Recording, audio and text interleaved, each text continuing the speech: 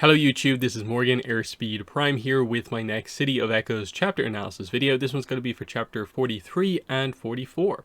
So we'll jump straight in here, and across these two chapters we basically get the escape from the palace upper ring back to the lower ring.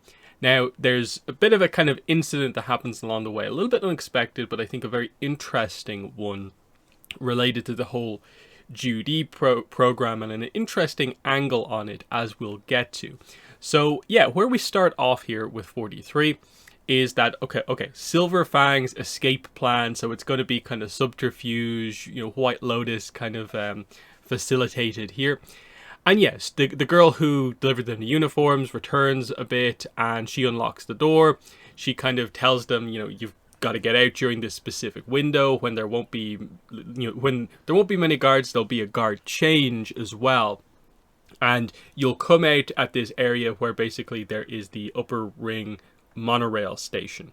There's a few steps in the plan that are a little bit like figure it out on your own, but ultimately that's what you expect from the Silver Fang. So the plan will be not super clear because it has to be secret. So she hands them a Pai Sho tile and then she leaves. So the big kind of problem in a way here is that if they were to just escape on their own, Jin and Xuan, they'd get out no real problem. But because they have to also go kind of back into the kind of administrator building where the duties are being kept to get Susu out, this is going to mean that they're pretty tight on time. This is where they do note, they know that Susu has been moved to a different kind of room from the one she was previously held in. But we are effectively getting this repeat of this situation of them going into this building where they failed initially to try and get her out. So basically what happens here is that they make their way in there. They have to do a little bit of, fighting once again. This time you can see how much more experienced Jin is, especially, but also Xuan, when it comes to taking out some of the guards. But then they go into the room, they shut the door, and they immediately get the sense that someone is watching them. And so the reveal here is that this is not going to be smooth either, but it's not as bad in a certain way, because what has happened here is that one of the other Judis is basically holding Susu hostage. She has a gag in Susu's mouth. She has a knife up to her neck. And what's going on here? So this is where we get the idea that this Judy is one who wants to stay as part of the program. She thinks what Jin and Xuan are doing, as well as Susu, in wanting to get out of this situation, they're ruining the program for the rest of them. The point being made here is that, life here is much better than the life that waits for me if I go back. I have everything I ever wanted here. I don't have to go without. I'll never have a hungry stomach. I get to wear beautiful clothes. I have servants at my beck and call. I have no intention of ever returning to the lower ring to rot. And they try to get through to her with all the typical stuff of like, you've been brainwashed. Are you happy to live a lie, basically? But in her mind, it's a simple process of, I had nothing in the lower ring. Now I have basically everything in the upper ring. I don't actually care that I'm being kind of used and manipulated and brainwashed because I get to live a more comfortable life. And it's a very interesting angle on it where, because this whole book has been about the kind of like harsh reality of the lower ring, it's a little bit like, well, if you can't see the kind of sense of this, and especially when they try to get across the idea of like, what about like your family? Like you do have people who care for you, we assume. And just the idea that no, she sticks to her guns, that she's not going to, stop doing this. And in her mind, the reason she's doing this specifically is that she thinks that all the issue around the fact that they've gone after a Susu means that they might think of replacing the other Judis with kind of new ones, and they might scrap the whole program if people start to try and take back the Judis, this sort of thing. Jin in her head is kind of thinking about like, it's a little bit misguided because we just shut down the Dai Li base. there isn't really any replacements because we've just got all the previous replacements out. And while, sure, they might in a while be able to build back up some people to do this again, there's no easy swapping around the Judies at this point in time. But they accept that pretty much at this point she's kind of too far gone. Nothing that they say in terms of that's logical. They're not going to be able to convince her. She's too into her selfishness to care about anything except herself and her survival. So this is where Schwen switches up tactics and realizes that, like, okay, this is going to have to get physical. We're going to have to basically disarm her here to save Susu, and so she doesn't hurt anyone here. So he prepares to earthbend this stone line turtle statue. As Jin kind of gets prepared, he sweeps it across the room as kind of Jin kind of lunges in as well, and she's taken so by surprise. Jin is able to get in there and lock the bead of earth around her kind of arms.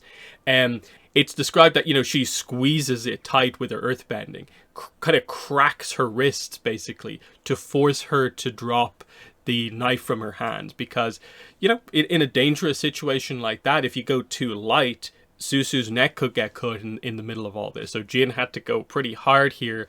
They don't really describe that like she's completely like broken her hands necessarily, but I can hear the bones in her wrist crunch from the pressure. So she's really putting a lot of pressure on her arms here. But yeah, the knife drops. Jin is able to get Susu out of the way, and the statue smashes across the Judy's head. She isn't knocked out, but she's kind of out of action. She can't really fight back. And as they leave, she's looking up, kind of like blood coming down from her head. Just with this kind of visceral reaction of just like, you kind of like, you've ruined everything for me. And they just kind of leave her there because this is what she wants. And, it'd be, they're on such a time limit. There's kind of nothing else they can really do with her. So, but I think it's an interesting little angle on it. And I think for this book to cover it, I think it's the right choice to show a different side of things. Yes, as they kind of present here, a bit of a selfish side of things where she's prioritizing herself over, how her family feels about the situation, and more focusing on just how well off she is in the upper ring over anything. Because you get the idea of wanting to get out of the lower ring with how tough it is, but this is that kind of taken to an extreme ultimately. But yeah, then we go into chapter 44, and we get, at long last, we've already had the reunion to a certain degree, but now they kind of highlight the idea, the proper reunion of Jin and Susu. No bars between them or kind of awkwardness because they're kind of all still in prison, technically. No, they're just free and together here, and now there's just the final step of, and now we escape. We have Susu, now we actually need to make the escape actually happen. So then we get to the idea of like, okay, they make their way out. How do they go about, meeting up with their contact, basically, who's going to get them out? So they go to the location and they think like, there's no path here. There's no one here. What are we meant to do? And this is where Jin remembers that like, oh, well, there's a tapestry on the wall. This reminds me of the Silver Fang's test and the secret vault. Maybe that's what's going on here. And yeah, she puts her hands on the walls and senses that there is another one of these earthbending lock mechanisms. And so she opens it up. Everyone's really impressed. Schwen is really like, oh, I should have known there's another one of these things. And Susu's like, impressed? You'll need to keep up with her. So a little bit of banter between the trio here. But then we get this setup here where now that they're in this kind of secret corridor, how do they navigate through the corridor to get to the specific area that they need to go into? It's a dark corridor of kind of different tunnels. It's mostly just various branching paths. Like they get up to a section and it's, do you go left or right? But then at the end of that path, it's left or right again. How do they figure it out? There's a torch at the start of the tunnel, but interestingly, as there doesn't seem to be any clue about the obvious way to go. Susu kind of holds back a little bit and is just like, wait, stay there. I think I see something. And they kind of highlight that actually, when you look at something from the right angle in the dark, there is actually a glowing kind of symbol on the wall of a Pai Sho symbol. And this is clearly what's pointing the right direction. It's just like that in a way. You kind of, don't over focus on the torch and the light. That will actually like hide the symbol. But if you let it actually remain dark, it'll, guide you in the right way. But you have to sort of know, it's not, they kind of try to get across the idea that it's not something you could just accidentally kind of come across. Like if you walk through this tunnel in complete darkness, you'll immediately know what way to go. You have to kind of be aware of kind of what the trick sort of is, that you have to walk down one of the tunnels enough to be able to see the symbol, to know that it's the right direction. So interesting one here. So yeah, they follow a variety of different symbols, taking the right paths, and eventually they get to a grate at the end, and it's underneath the monorail station like they said it would be, and the final screen has a White Lotus tile carved into it. So makes perfect sense that they would have this kind of secret pathway here. And yeah, this is the idea that they're at the monorail here, they're free. Now, they do get across that this is the one point in the book where it's very hand-wavy of like what exactly happens. We couldn't use the monorail, but somehow Xuen finds another way for us to get past the guards without needing to use tokens. And they don't really fill us in on what exactly happened there. But I think because the book up to this point has had so many moments where the characters have gone in between the rings, you can accept that they just kind of go, we did one of them again and we made our way back. The point is, we got through the tricky parts of the escape, which was just getting Susu out and then the immediate, like, getting out of the upper ring kind of monitoring kind of situation. That whole idea. And then, yeah, pretty quickly we just get across, they head across the rooftops, they make their way to the second story apartment, which is the Wen bakery here. And Jin and Xuen stay on the roof to allow Susu to have her kind of reunion with her family on her own. And they just note that the cry of delight could be heard even through the shuttered windows. But Jin and Xuen have a moment on the kind of top of the roof here. And they kind of just note that, like, what's going to happen next? We're going to have to fight, right? When the time comes, she'll pass on the message. That's what Xuen says, knowing Onsumi well. They'll know when they have to prepare for the kind of rebellion, I suppose, effectively. Then we address something that I kind of skimmed over from the previous chapter, but they set up the idea as they were making their escape and their way kind of into Susu, as they were hiding together, that Jin was about to tell Xuen that she loves him, basically likes him, but he kind of told her to, like, hold back, we're in the middle of a crazy situation, tell me afterwards if we escape the palace.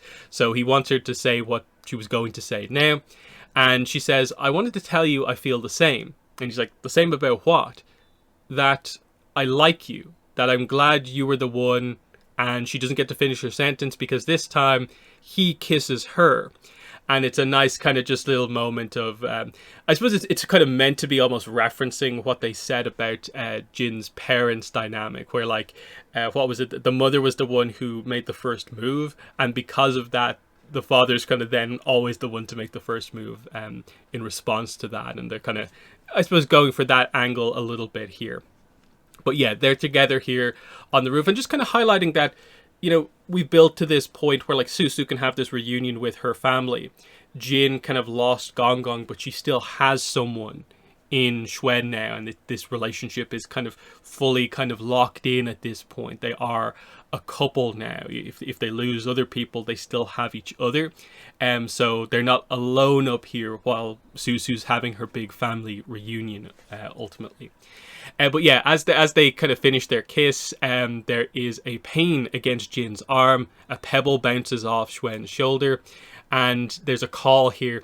Guards, I'd like to request an arrest for an indecent public display. And it's Smellerby and Longshot on the kind of railing above, kind of looking down at them. So they have their kind of reunion here because they were back here as kind of like backup, where, like, if something went wrong in the last stage of the mission, they'd kind of run distraction, I suppose, was basically the idea. But anyway, they're here, they're back, and they knew that this would be the night the escape happened, so they're here all together. And yeah, a nice moment here. She hugs both of them. It's nice that they're all back together.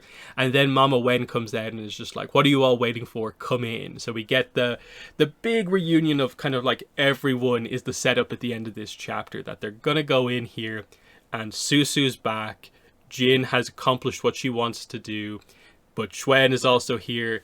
The group, you know, the team here, the alternate team of the freedom fighters is also here. And it's just really nice that as we're getting towards the end of the book here, only a couple of chapters left, everything kind of back together.